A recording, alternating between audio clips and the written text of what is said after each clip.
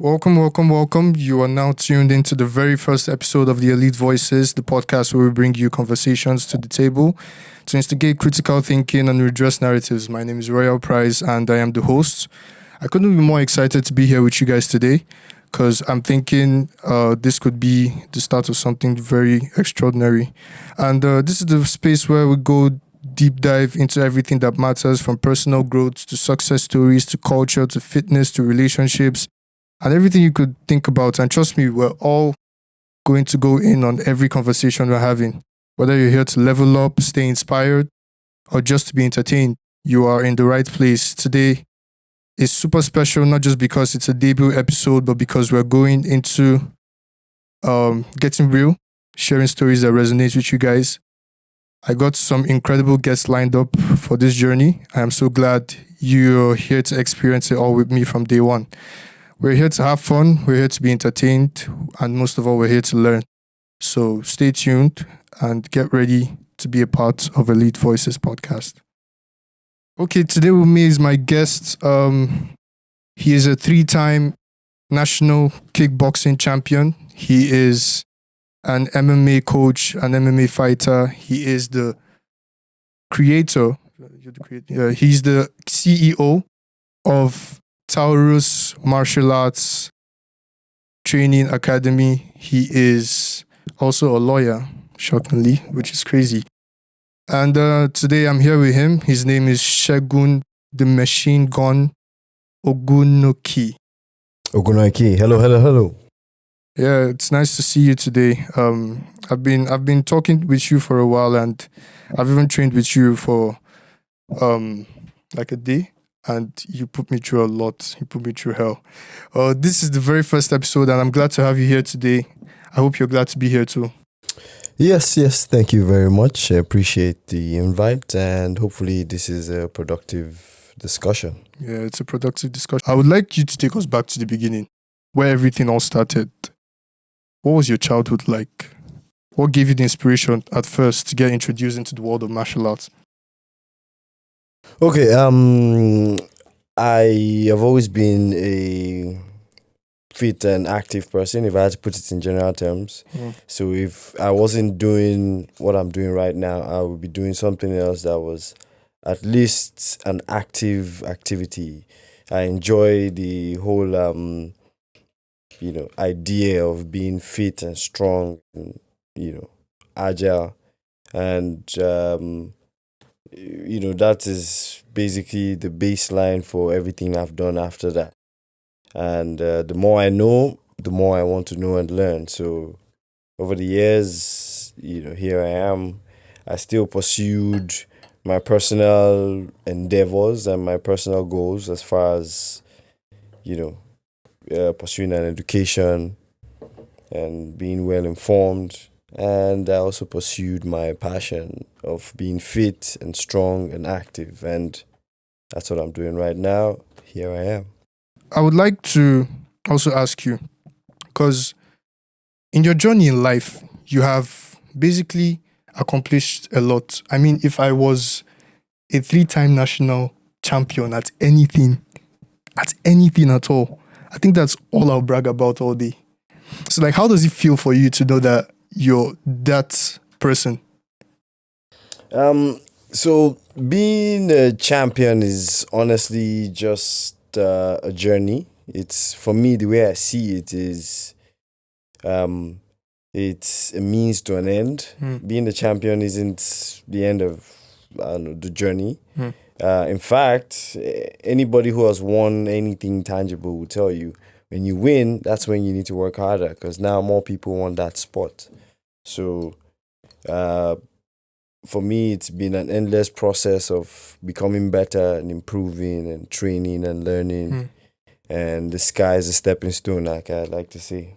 Yeah, but do you ever struggle with motivation? Because I believe that to a certain degree, when you begin to obtain higher echelons in life, you would be faced with more challenges. Like you said, people want that spot also as well. Are there days where you're like, I don't think I really want to do this. I just want to relax. Let me just chill. Because you just told me outside before we came into this podcast that you train twice a day for over like 2 hours or so each day. So that's like over 4 hours a day you spend training. How is that like for you?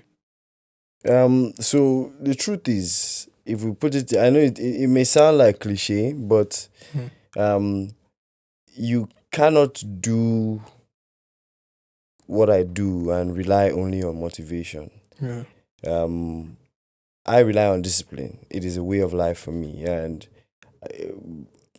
training and improving myself as a martial artist is a profession because I earn from it, I work through it, or I work with it.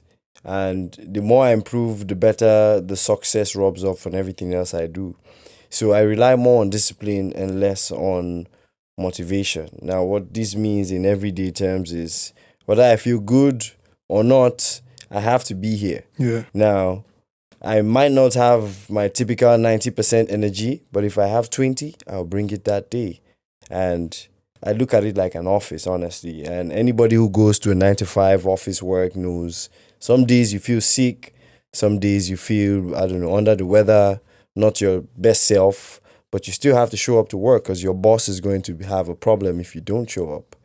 So that's the way I see things as far as what I do and how I train and maintain the schedule is more discipline, less motivation. So the amount of energy and effort and Hmm. zeal I train with varies with the way I'm feeling. Then my feeling can affect how much effort I put into it. But as far as showing up, I will show up, I will be there, and I will do what I have to do. That's cool. That's inspiring, I think. But another thing is that discipline. How do you get that? Because I believe that a lot of people start with motivation, and there's a point where they get to and they're like, this isn't it for me. How do you push past that point to now obtain that discipline? That's interesting. So I think the best way is to start. And there's this please don't quote me on this, but there's this saying that anything you're able to do for 21 days straight, you can develop a habit out of it. So um I mean, you could try this, and I'll be very willing to hear your feedback on this experiment. Try this. Any new thing you want to do, try and do something that leads you or that helps you get better at that thing for 21 days straight. Yeah. Do not miss any day, and you do not have to do the maximum amount of whatever that thing is, but try to be consistent with that particular activity for 21 days, and you are likely to understand yourself better. Now, the reason I use this instead of saying, oh, you can develop discipline from this is the thing might not be what you want. And in that 21 days, you will find and understand it. And from there, you can develop a habit and, of course, then discipline from it. From there, you can as well know this thing is probably not for me, and you might cut it and find something else. And that is the way I approach it. It's very straight cut. Hmm. That's cool. I would like to know, do you have a mentor? I have a lot of people that I draw inspiration from. Um, I'm an open book, honestly. I try to learn from as many people as possible. Yeah, but do you have And anybody in particular? no, I don't. I can't give you anyone off the top of my head right now. Oh, that's cool. Well, your last match in the AKO show, Yeah. that match was incredible. I think you guys should go and watch that match. It's on YouTube, AKO Championship, or is it African Knockout Championship? It's one or the other. Yeah, you can go watch it on YouTube. It's crazy. It's one of the craziest matches I've ever seen in my life. Like, this was a first round knockout. First round knockout. I don't think you even gave people a run for their money. Just straight up to it. And it was crazy. Yeah, it was interesting. It's one of those things that I like to see. I had a good day at the office. I went in with a game plan, and the game plan paid off right about the way we expected it to. And honestly, I'm glad for it. Next day, I'm back in the gym. I'm back to work. There's more opponents and more places to go. So I have work to do. That's the way I see it. I saw a video online where you were asking yourself during was it after the whole championship match that you had, Okay. where you were doing a toast with the TMA fighters, and then you said something like along the lines, I'm just trying to remember what you tried to say. You said some days you wake up and you feel like, is this shit even worth it? But it's times like this that make you understand that it's worth it, and sometimes your training is even harder than the fight. It most of the time is. Yeah. So how is it like to know that you can train in hard conditions and fight in easy ones? Or how do you get that courage to know that, okay, maybe this fight may be easier than my training? Honestly, fights are very unpredictable. There's no way to know how a fight is going to turn out. Yeah. However, I don't mean to sound philosophical, but they say You he can who sound fails to philosophical. plan Plans to fail. Yeah. So we always go in with a plan Mm. based on information we have, and of course you try to execute the plan. And sometimes things don't go exactly how you want it or hope it to be, but Yeah. going with a plan sets a baseline for everything else. And I've had enough experience to see it in play. That is, move things and techniques and strategies from the training ground to the octagon or to the cage. And it's not rocket science, honestly. Yeah. If you watch and study enough, you can really see the correlation between how you train, what you train, to how it turns out in a fight. And they are very, very different scenarios. And only being in both scenarios can you understand this. And this is what the professionals get. And, this is what differentiates the professional from the amateur who just goes to the gym and has some fun and thinks he can fight. It's not always that straightforward. So, Yeah. For a period of time in my life, I used to go to the gym every single day. And then I trained. I was just focused on getting bigger, looking scary. When people walk up to you, they're scared to fight you. But you know that if anything happens, you're going to chicken out. And ever since I entered TMA, I've had that courage to actually even speak to people in certain ways that I wasn't able to before, because now I know that if anything happens, at least I can defend myself. And going to the gym alone wouldn't help you, give you that courage. And that's what problem with most of the people in our generation today, this Gen Z people. They have this false persona of confidence, and when push comes to shove, they can't actually do anything about it. They can't handle the problem, the situation that is before them. So how do you actually gain that real confidence when you're fighting or when you're in the ring, knowing that, okay, anything could happen, but yes, I'm still here. I'm going to fight. I'm going to go through this problem right now. I'm right here. I look at fighting like driving. The more you do it, the better you get. And the area or environment in which you do it has a long way to go to contribute to how it turns out. So, you train more, you'll be able to fight better, or at least you might have better understanding. But if you're going to fight, you need to fight more to understand better about fighting. And it's neither here nor there. The scenario is very variable, depends on how things turn out.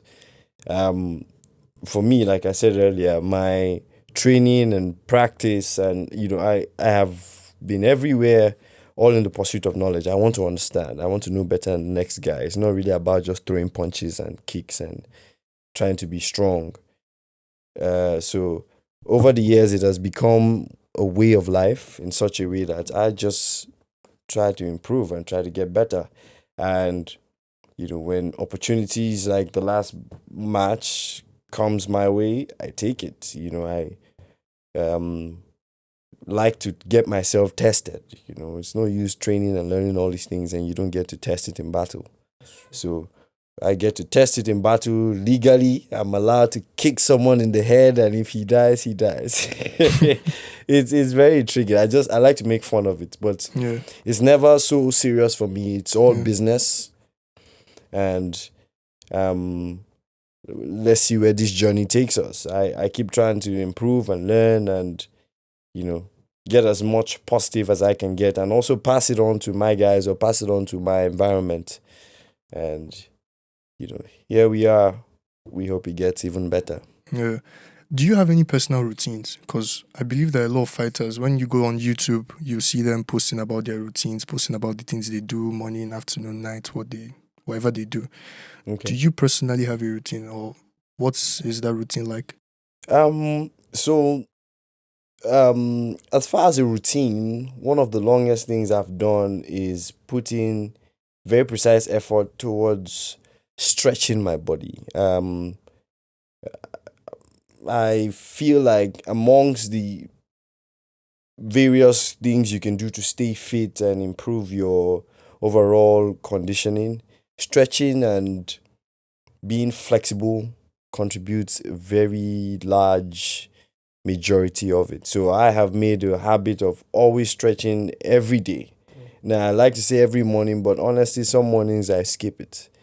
But I try to get it in during the day or at night. So usually it's morning or night if I had to be more precise. In the mornings, I get in some stretching. Usually I have training, of course. But if I wanted to be more precise with what is that thing I do consistently as much as possible, it is stretching and getting my joints loose. Cool. And in TMA, most of you don't know this, but Coach Segun is also the CEO of a training academy, Taurus Martial Arts. You can go check it up online.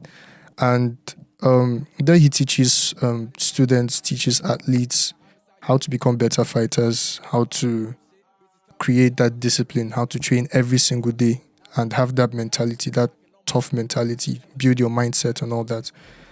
What was that like starting it up? Starting up TMA has always been a dream for me. From the inception of me getting very engrossed in martial arts, I realized, so also here, the backstory is, as far as martial arts is concerned, any martial arts you decide to do, there's only so much you can do alone. Martial arts is also a team sport. It's just that when you get tested, nobody else is there to test it with you. You have to be in there, locked up in that ring or in that cage, and you alone is faced with your test. But preparing and improving and getting better requires having people, just like a football team.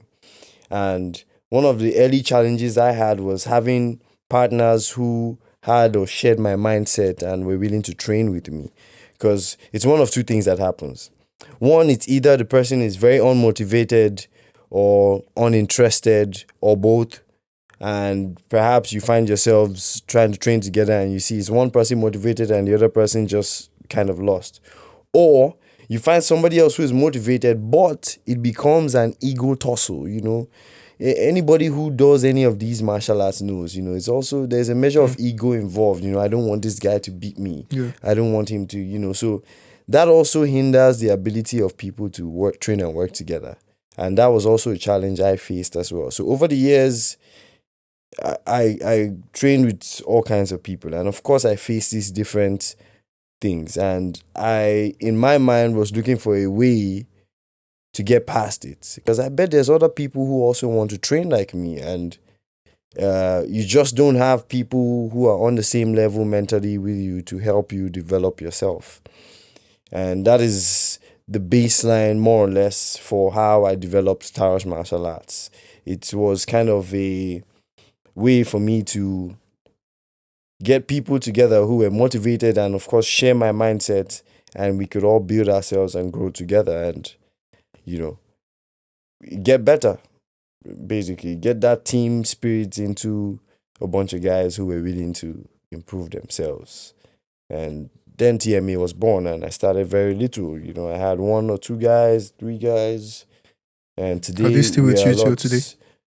Yeah, well, over the years, things change. I mean, everybody has their goals in life. So sometimes some of them had other things they wanted, and that worked for them. And I have 1 or 2 guys who I've known for about 10 years. We're still working strong. We still work together. We still train together.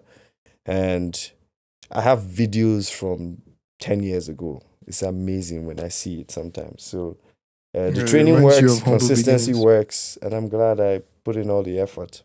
Yeah, those videos they remind you of when you started, and Indeed, indeed. keeps you going. So you said something now about discipline. You spoke about some students coming in and they don't have the discipline to want to learn or something like that. And the truth about it is that a lot of people come there, like me the first day I came. I don't know how I mistakenly ended up in professional training class, but I don't know, it was a mistake or something like that. I came there, I wanted to train at the beginners class, and then I came late, so I was training with the pro class, and you were coaching the pro class. And after that day, my whole body was sore. I couldn't stand, I couldn't do anything. I was like, will I ever come back here again?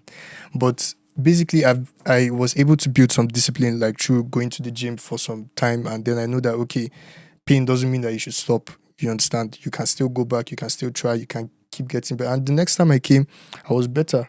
You know, I joined the beginners class and it was even feeling much more easier for me for the fact that I pushed myself the first time.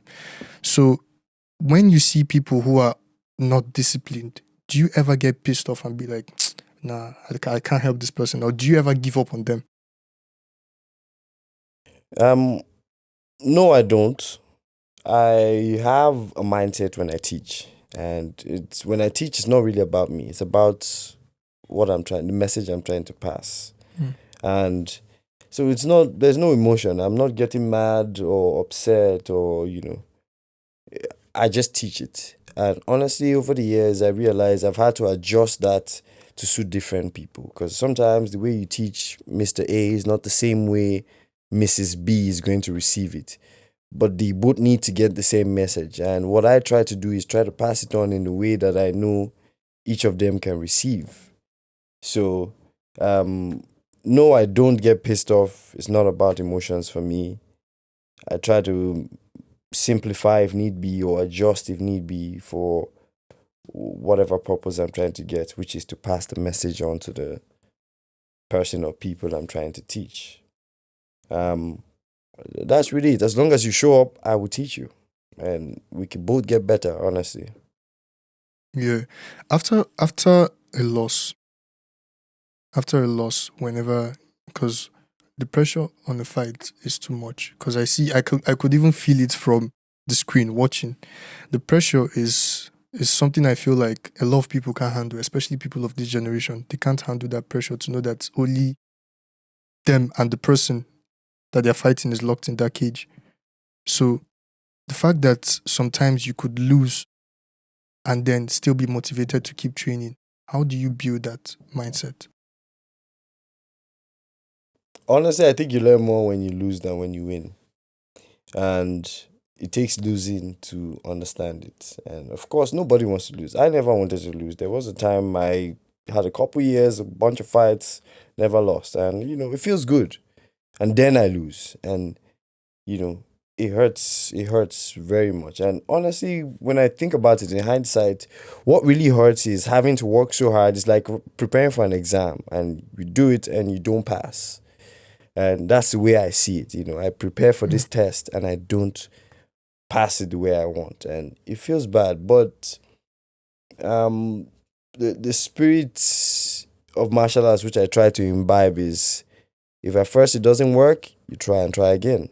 And it's the same way with training, honestly. When you see this new thing or this new technique or this new strategy, you try it and at first it doesn't work. And there's a lot of adjustment that needs to be done.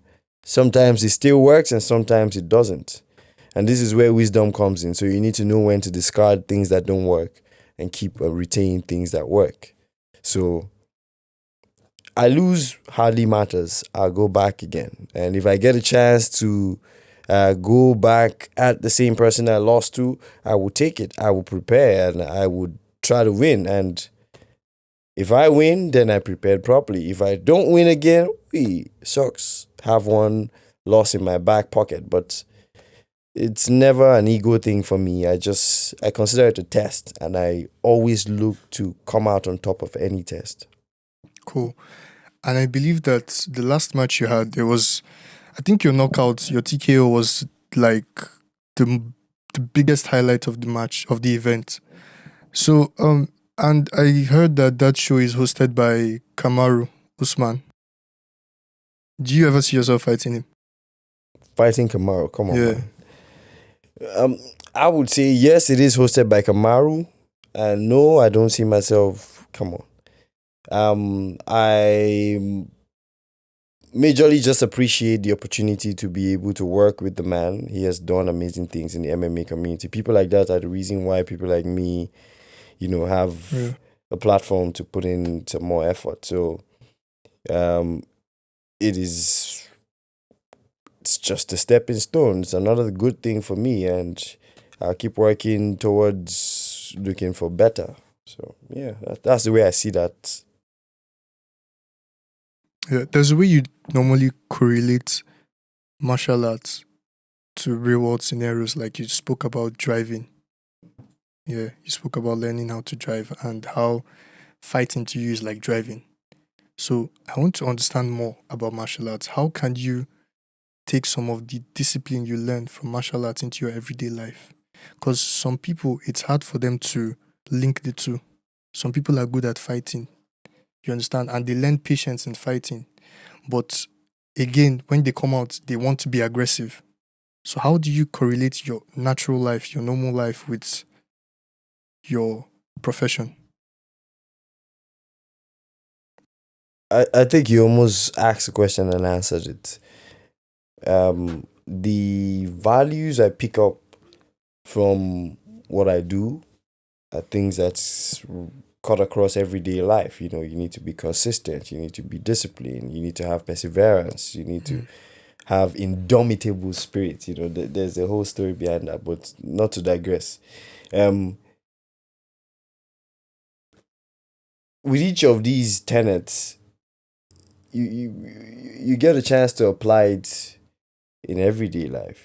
Sometimes you want this job, or you want this promotion, or you want this thing, and honestly, if you're not able to keep pursuing and making steps towards getting or achieving that thing, it's likely not to work. And same way with martial arts, you need to keep working every day. You're not going to feel good every day. You're not going to feel motivated every day. Nobody does. The best of them, the best person, anybody all over the world, is life. Life is happening. And if I only decide to work based on motivation, you're less likely to get a decent outcome, honestly. And when it comes to having to compete, you have to compete against other people who are disciplined, and your motivation counts for very little when compared to discipline. So I just apply these same things in my everyday life. I try to be consistent with every activity I feel like helps me get better in what I want. And, I see the results, honestly. And the results are what motivates me. In fact, my discipline is what keeps me going. But when I see results, then I have more motivation. So it just goes like that. And it's, every single time I get a little payback, a little pat on the back that shows you're doing a good work, or you're going the right way. And that motivates me, and I'm excited, yes, gives me a little ginger for a while. But what keeps me going is the discipline. I know that every single day at X time, I'm supposed to be here, and I'm supposed to do this. And now it's just a way of life. I don't have to think about it. It's almost like the military. I emphasize discipline, and it works for me. I've tested it, and it has given me results that I look for. So at this point, it's just cruise control. Cool. What's the biggest misconception about MMA fighters?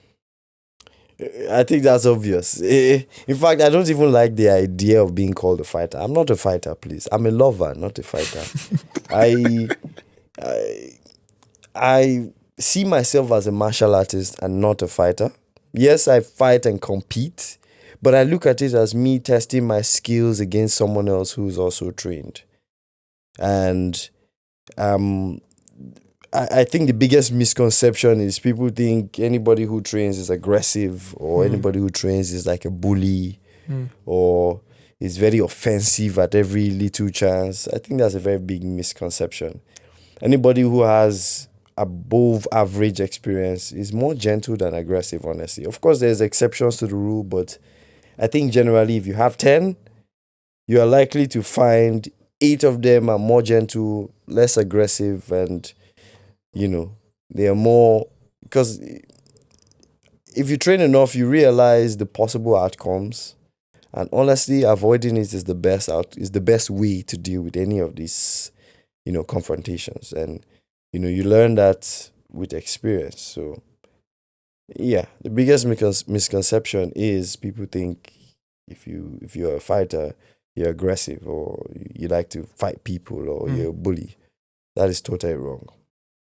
But do people ever like look at you sometimes and sometimes when I tell people that I'm training because I like boxing, I like combat sports, but I normally focus on boxing.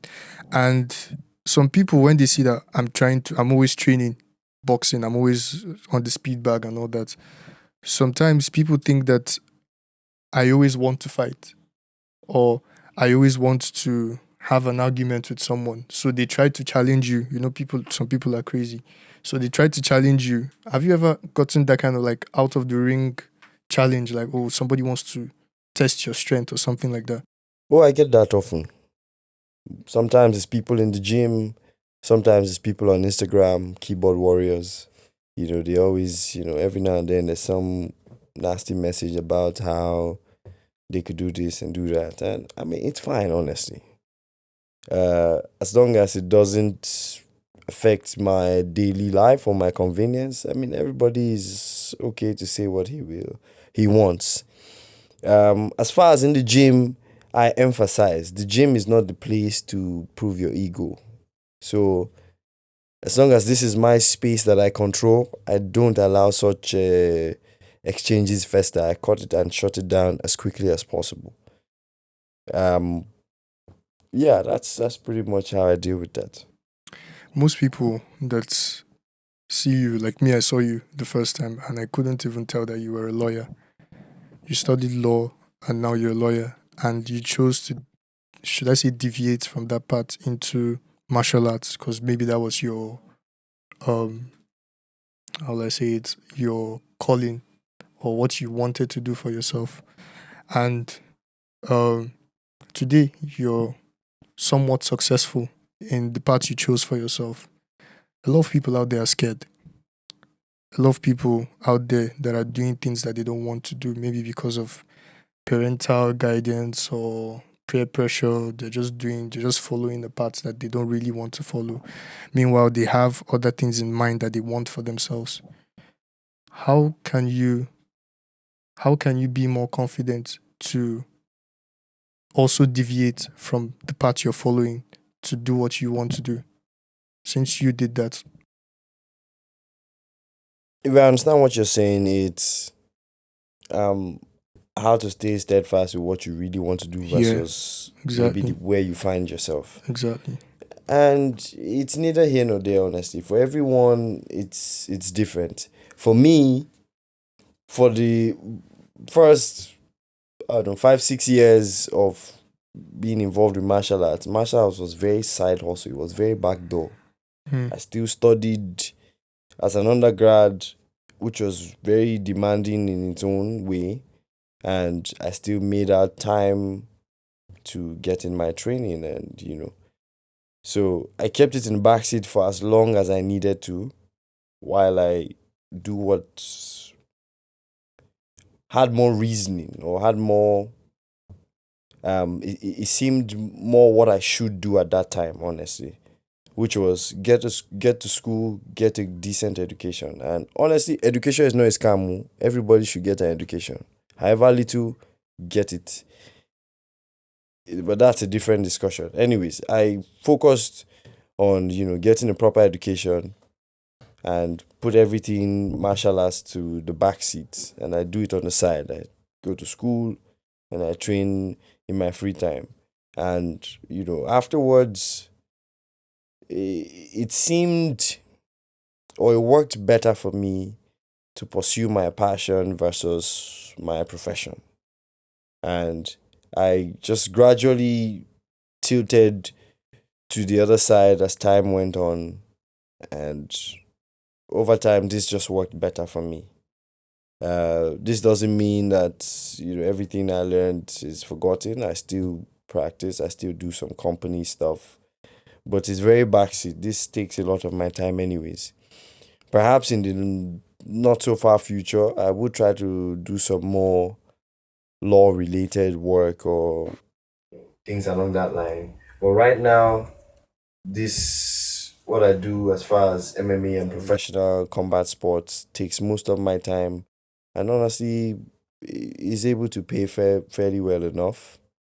And I intend to milk that cow for as long as I can because physical things have a time frame, and when that changes, I might pursue some more law related stuff or something else. But I just weighed the options very conservatively and I applied myself as much as I could to try to get the best out of it. And so far, I have been getting a decent outcome and I like it. So what would you say? Because you own TMA and you're training people. What's the future of TMA? So I look, my perceived mindset, and you can quote me on this one, my perceived mindset when creating TMA and of course putting in effort to keep it where it is this. I dream of a time when people who are genuinely interested in combat sports, and I use that vague term because it cuts across everybody, both from referees to judges to the people that actually fight, because that ecosystem is just a cycle. Usually people who used to fight end up on the sidelines, they're like referees and judges and coaches because they have the experience. And this is a very experience-based sport. Yeah. Now, I look to a future where people who genuinely want to compete and be global and be successful as far as martial arts and competition is concerned can get the best out of that without being exploited. And they get genuine opportunities to compete world over, and it can be more of a profession than just a vocation, because now it's almost not practical, honestly, to just decide to be involved in professional sports and hope it's okay. It's pretty tough. You need to have some other things in place. So I hope and dream for a time when athletes can have that. And young guys who, of course, don't have much experience, but they know for a fact that they have the best opportunity and they will not be exploited. And in Nigeria, we have a ton of very strong people who are willing to work. They just need to be shown how to work or where to put in that effort. And from the large pool that I see and have experienced, I think we could totally close off the niche as far as professional combat sports. We have so many guys here who could do great things. They just need an avenue or platform. And TMA, I dream and hope, and I'm working towards it being that platform that's going to link athletes to the best opportunities as far as combat sports is concerned. And the sky's the limit. I want more guys. I want to put Nigeria on the map in that regard. Yeah. And do you believe that, because you spoke about fighters not having that opportunity to put themselves out there, so you're trying to make TMA that opportunity for them. So do you think that's more like, should I say, a marketing issue? Because a lot of fighters are good. It's not only the marketing. Yeah. There's a lot that goes on behind the scenes.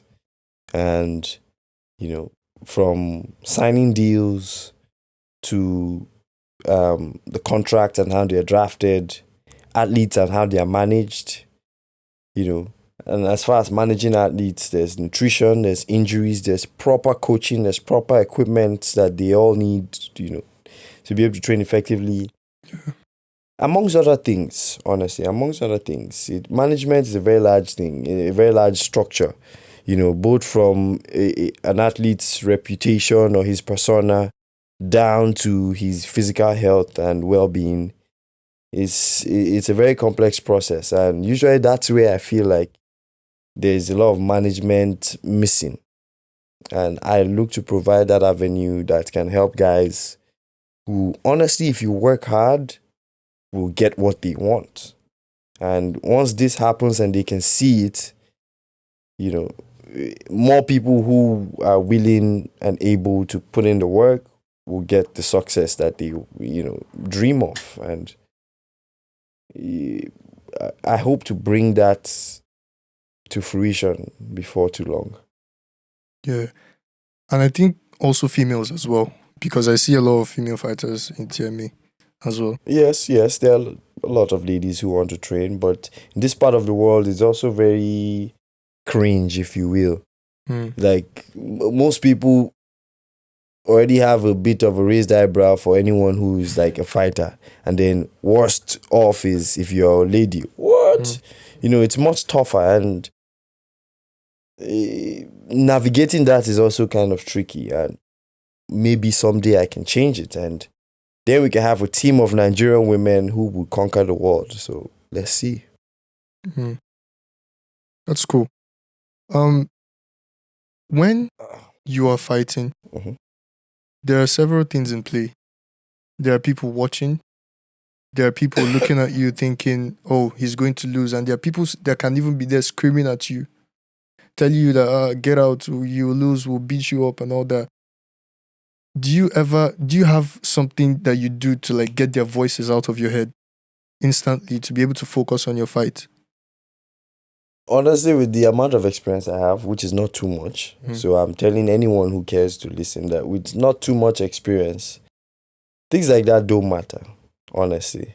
Because, it's almost like meditation. When you're in that cage, honestly, you're not thinking of anybody else outside. It's me and this guy in front of me who's trying to take my head off. So, side talk, it can be there, but I think side talk only is interesting, or at least a bit of nuisance when it's outside. But when you're in there, you barely hear all those voices. I know it sounds ridiculous, even though if you've been anywhere close to a live match, it's very loud, it's very noisy, it's lots of voices, but the voices are so many that it honestly narrows out. It's just you and the guy. As far as in there, I don't hear any of that. My focus is on the challenge in front of me. As far as outside, as long as you don't touch me or like bug me personally, I'm okay. People say whatever they like. Can't really respond to every single thing people say because, most of the time they don't have the full picture. So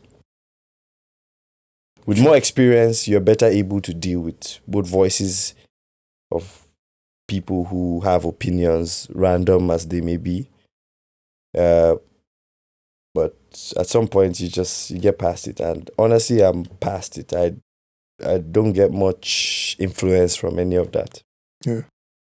Well, coach, for someone like me, I'm 19. I'm looking to also be a part of combat sports. I'm looking to be a boxer someday. I'm looking to other things as well, but that is part of my focus as well. And I would love to know, do you have any life lessons for someone like me? I think you will learn the life lessons as life goes on, honestly. But try to be consistent and start now. Don't wait till tomorrow.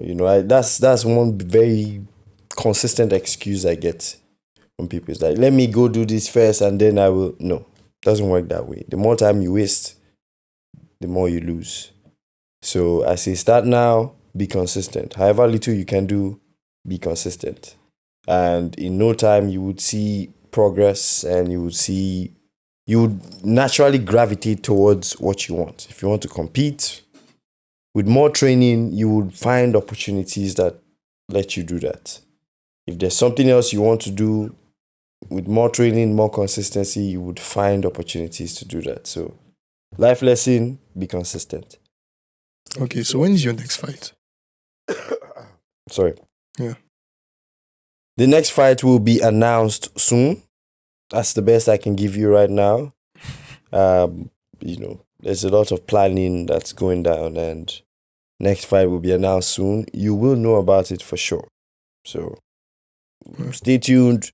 Watch out. It's coming. Okay, and I don't know how to structure this question in a way that would also be of impact to the viewers, but I'll just ask it and I want you to like be more specific and elaborate. So like what's the most memorable lesson you've learned all through your journey, both in martial arts, as a lawyer, as a business owner, and all that?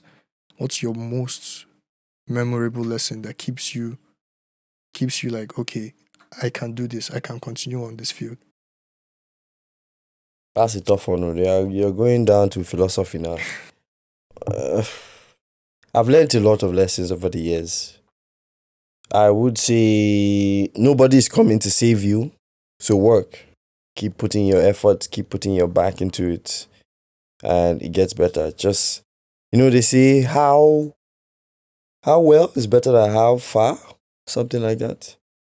Point is, attention to detail and trying to do it well over just hurrying through has worked better for me than anything else. So I try to be consistent with anything that I'm sure is valuable or contributes positively to what I want. And I don't rely on anyone, honestly. Nobody's coming to save you. Keep working. Aim for the stars. And if you drop, you might drop on the moon. Yeah. That's the way I see it. That's cool.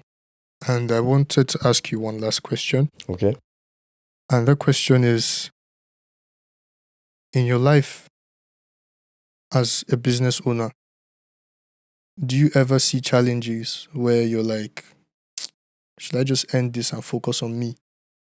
Because training yourself alone is a big deal. Having coaches, and I'm sure you have coaches as well. Mm-hmm. Yeah. So training with coaches on your own is a big deal. And then pioneering a lot of students.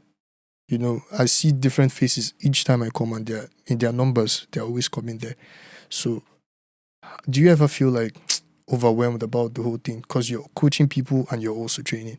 Do you ever feel overwhelmed and you're like, should I just end this and focus on me? No, I'm not overwhelmed. It's what I wanted to do. I could cut it and focus on me right now. But time waits for nobody. So I try to do both. While I grow myself, I also try to grow and groom other guys. Honestly, I'm a better student than I am a teacher. I'm very attentive. I like anybody who has knowledge. I try to take it. I listen full and wholeheartedly. So I put in effort to train and learn from other people, as well as I put in just as much effort to train and teach other guys. And so far, both have yielded results. I've learned things from people that stuck with me, makes so much sense, helps me grow. And I've also taught a lot of people that, have grown because of it, and it shows. So, my guys I train also compete and they stand out specifically, very differently from other guys. And I have also trained and learned from people, and that knowledge has played out in a lot of things, both when I teach people and when I train or when I fight and compete. And it's no, I'm not overwhelmed. I don't get overwhelmed. I just keep working. I try to learn and I try to teach at the same time. And it yields the kind of results that I want. My business is better for it. My athletes are better for it. So, it works just how I aim and plan for it to. Can you tell us some of your best fighters in TMA? Those people that you can say are the best of the best. All the guys in my team are the best guys. All of them are the best. They're better than everybody else. That's what I'll say. That's cool. No preferences. Okay. So I know I said the last question, but there's this one other question I just want to ask. Sorry, just one more question. Okay. So you spoke about moving to law later, like doing more law related stuff later in your life. Okay. I just wanted to ask, like, where do you draw the line? in martial arts? Where do you say, I think enough is enough, and then you switch to whatever you want to do or you retire? It's hard to say that right now, honestly. And I would say it's more of a feeling thing than something I can just tell you right away. I'm going to feel it when I should tilt towards something else or towards law. But right now, I don't feel that. I have lots of energy. I'm strong and fit. I intend to, do some more work towards kicking some more butt. And, I look to get as much gain as I can get from that. I honestly enjoy fighting. I enjoy being able to, compete at that level, and I hope to get higher too. But be able to hit someone legally and I get paid for it, that is luxury right there. So I enjoy it. I think that's the best part of the whole job or business that you enjoy. The fact that you get to beat up people for free. I enjoy it for free. It's just that it's not easy. The other guy is also trained and prepared. Yeah. But when it goes your way, it's a beautiful feeling. Yeah. And the harder work is preparing for it. So, I've seen both sides of it. I enjoy it. It works. All right. Guys, there has been my coach Segun Ogunnoiki, the machine gun. One and only. Okay. So guys, that has been my coach, Coach Segun Ogunnoiki. Coach, they call you Segun the machine gun. Yes. Machine gun shakes. It's just one. Okay, machine gun shakes. All right. That's cool. Well, that's been my first episode here on Elite Voices. I'm glad that you came along because people don't know this, but you're really humble. But because there are a lot of people I've mentioned, I've spoken to them and they were like, okay, nah, they don't have time, this, that. And then when I spoke to you, you were like, yeah, I'm interested, I'm coming. And I like the fact that you're able to support people wholeheartedly. You're not requesting anything in return. You're just straightforward. I like that about you. And I believe that working with you for some time, I would also gain that mentality on how I can be more considerate towards other people, even as doing something as studious as martial arts. So I'm glad to see you here today. Thank you so much for coming. Thank you. Thank you. And you can check him out on all his social media pages. We're going to put the link in the description. We're also going to put TMA's link in the description. You can go there, you can visit TMA, and you can be a part of what we're doing. It's glad to have you guys here on this first episode, and I hope to see you guys soon. Thank you so much.